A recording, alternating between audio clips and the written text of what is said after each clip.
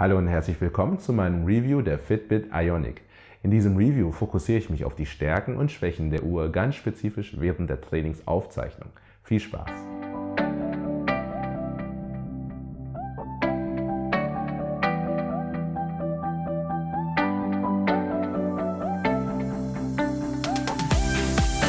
Hey Leute, wie geht's? Björn hier mit FitGadget.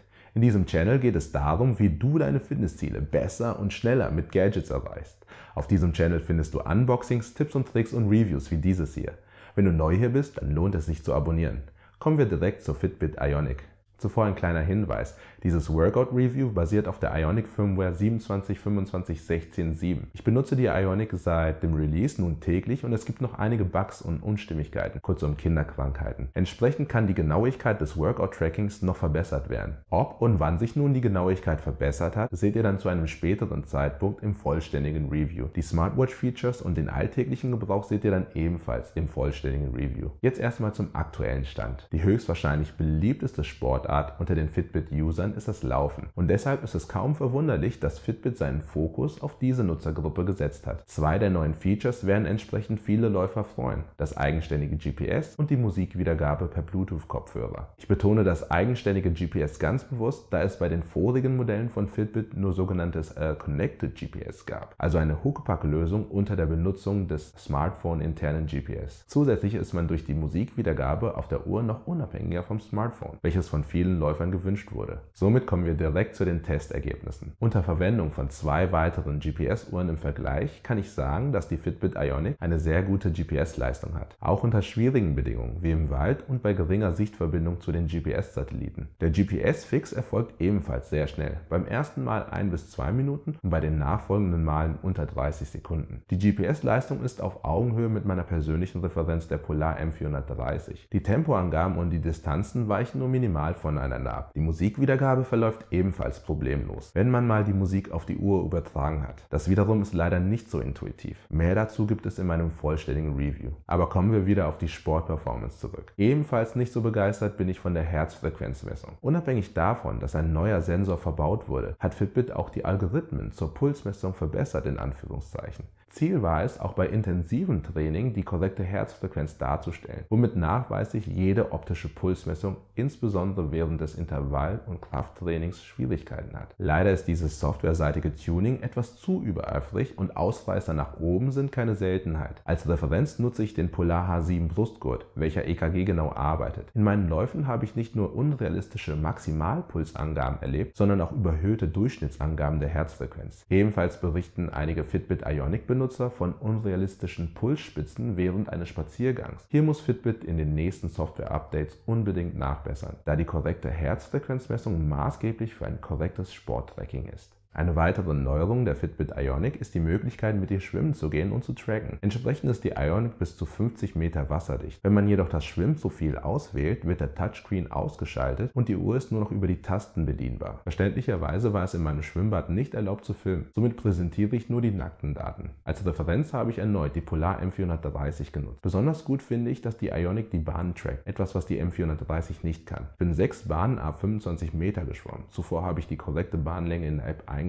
Die Ionic hat somit die Bahnen korrekt gezählt. Leider gibt es beim Schwimmen keine kontinuierliche Pulsmessung auf der Ionic. Laut Aussagen des Fitbit Support würde die optische Pulsmessung im Wasser keine korrekten Angaben produzieren. Trotzdem wird am Ende des Workouts ein durchschnittlicher Puls angegeben. Das M430 wiederum misst die Herzfrequenz kontinuierlich, auch im Wasser. Laut Polar hatte ich einen Durchschnittspuls von 102 und laut Fitbit hatte ich einen Durchschnittspuls von 86. Gemäß der Polar M430 lag mein Maximalpuls bei 114. Ich persönlich würde mehr zu den Angaben der Polar M430 tendieren. Nichtsdestotrotz ist die Möglichkeit der Ionic Bahnen zu tracken ein sehr gutes und vor allem gut funktionierendes Feature, was die Ionic für Gelegenheitsschwimmer schon sehr interessant macht. Insbesondere unter dem Gesichtspunkt, dass nicht viele Tracker dieses Feature haben. Eine Quasi-Neuerung der Ionic ist der Fitbit Coach. Besitzer der Fitbit Blaze kennen dieses Feature unter dem Namen FitStar. Jedoch ist es von Fitbit intendiert, den Coach noch zu erweitern und Workouts spezifisch auf den Nutzer anzupassen. Wie gesagt, zurzeit ist es auf der Ionic mehr FitStar, eigentlich das das identische Fitstyle der Blaze als der bessere Fitbit Coach. Auch hier hat der Fitbit Support eine entsprechende Antwort parat. Die zusätzlichen Workouts des Fitbit Coach kommen in den nächsten Wochen. Somit darf man gespannt sein. Und in der Zwischenzeit habe ich die vorhandenen Workouts unter dem Gesichtspunkt der verbesserten Herzfrequenzmessung getestet. Man sollte davon ausgehen können, dass Fitbit die Herzfrequenzmessung für die hauseigenen Workouts optimiert hat. Somit habe ich die optische Pulsmessung der Ionic gegen die Brustgurtmessung der Polar H7 antreten lassen. Wie gesagt, arbeitet dieser Brustgurt EKG genau. Vorneweg, die optische Pulsmessung bei diesen Workouts, wie gesagt, beim Laufen ist es eine andere Geschichte, ist ausreichend akkurat. Zwar weichen die Angaben vom Brustgurt ab, jedoch weitaus geringer als zum Beispiel die Pulsmessung des Fitbit Charge 2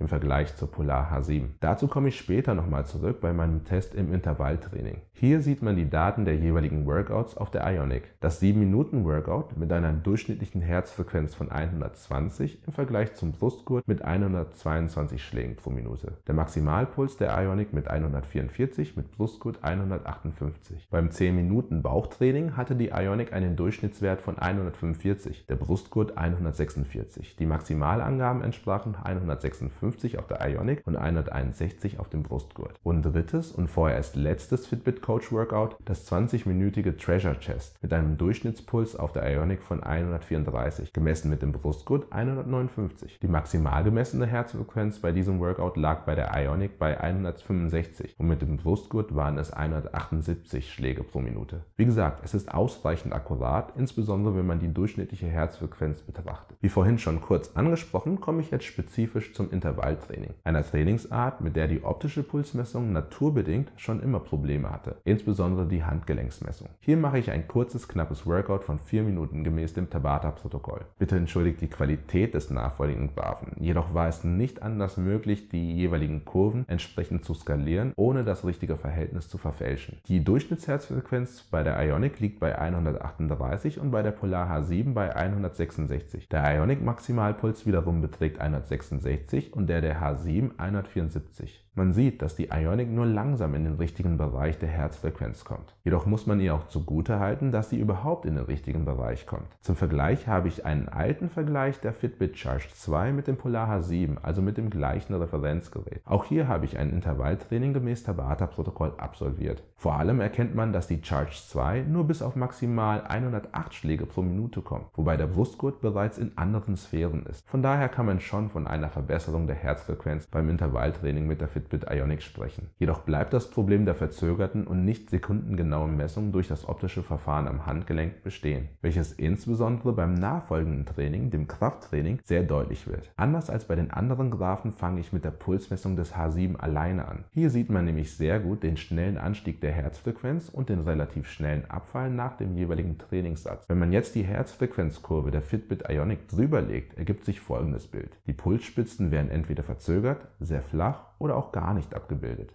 Dieses war jetzt ein Vergleich beim Oberkörpertraining. Man könnte auch argumentieren, dass aufgrund der starken Muskelkontraktionen am Arm die Pulsmessung dadurch erschwert wird. Jedoch sieht das Bild nicht anders aus, wenn man nur die Beine trainiert. Zumindest sind die Durchschnittswerte und Maximalangaben einigermaßen verwendbar. Beim Beintraining waren es laut der Ionic 123 Schläge pro Minute und laut Polar wurden 126 SPM gemessen. Der Maximalpuls wurde bei der Ionic mit 149 SPM angegeben, beim Brustgurt mit 159. Beim Oberkörpertraining hatte die Ionic im Durchschnitt 117 SPM gemessen, die Polar H7 121. Im Maximum waren es bei der Ionic 144 SPM und beim Polar Brustgurt 155 SPM. Ein externer Herzfrequenzsensor hätte die Problematik mit den teilweise falschen Pulsinformationen umgehen können. Um ehrlich zu sein, habe ich sogar gedacht, dass Fitbit dazu eine elegante Lösung gefunden hat, als die ersten Hinweise kamen, dass Fitbit auch Kopfhörer entwickeln würde. Die optische Pulsmessung kann nämlich durchaus genau sein, wenn sie am Kopf bzw. an den Ohren durchgeführt wird, so wie es andere Hersteller bereits machen. Aber bis dahin bleiben die Fitbit Flyer leider nur Bluetooth-Kopfhörer, die nicht viel Fitbit-DNA haben, welches man auch insbesondere im nächsten Abschnitt sehen wird. Im nächsten Abschnitt soll es um die Statistiken und Hinweise während des Trainings gehen. Sämtliche sportartrelevanten Statistiken sind während des Trainings per Berührung auf dem Bildschirm oder per Knopfdruck umschaltbar. Insbesondere finde ich die Knopfbedienung während des Trainings viel angenehmer und einfacher als die Touchbedienung. Deshalb ist es gut, dass Fitbit beide Möglichkeiten offen gelassen hat. Es werden immer alle Statistiken angezeigt und die Reihenfolge der gezeigten Statistiken ist fest. Die Trainingshinweise gibt es nur bei bestimmten Trainingsarten.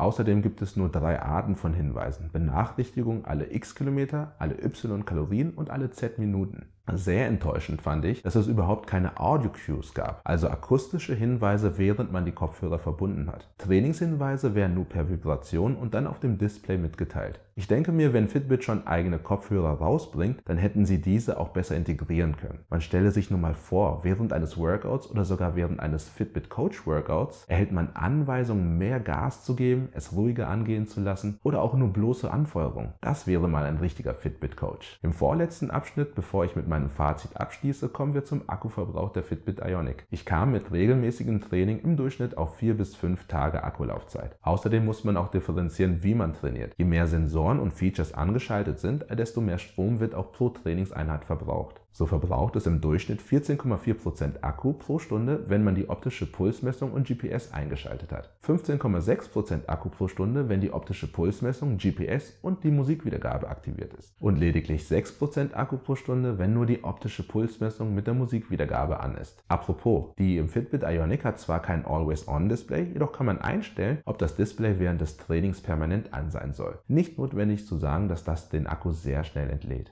Okay, kommen wir mal zu meinem vorläufigen Fazit. Zurzeit ist die Fitbit Ionic noch unfertig und eine halbgare Lösung. In der Anlage hat sie sehr viel Potenzial, jedoch wird davon noch nicht viel genutzt. Deshalb gibt es von mir vorerst noch keine Kaufempfehlung. Zum jetzigen Zeitpunkt sollte man die Ionic nur in Betracht ziehen, wenn einem die Features GPS, Musikwiedergabe und Wasserdichtigkeit wichtig sind und man auf das Fitbit-Ökosystem angewiesen ist. Für alle anderen heißt es warten und hoffen, dass Fitbit mit den nächsten Soft- und Firmware-Updates das volle Potenzial der Ionic entfaltet. Abonniert auf jeden Fall den Kanal, denn wenn es soweit ist, werde ich mit Sicherheit ein neues Video dazu veröffentlichen. Ich hoffe, ich konnte dir in deiner Entscheidung weiterhelfen und gib dem Video ein Like, wenn es dir gefallen hat. Bis zum nächsten Mal, euer Björn.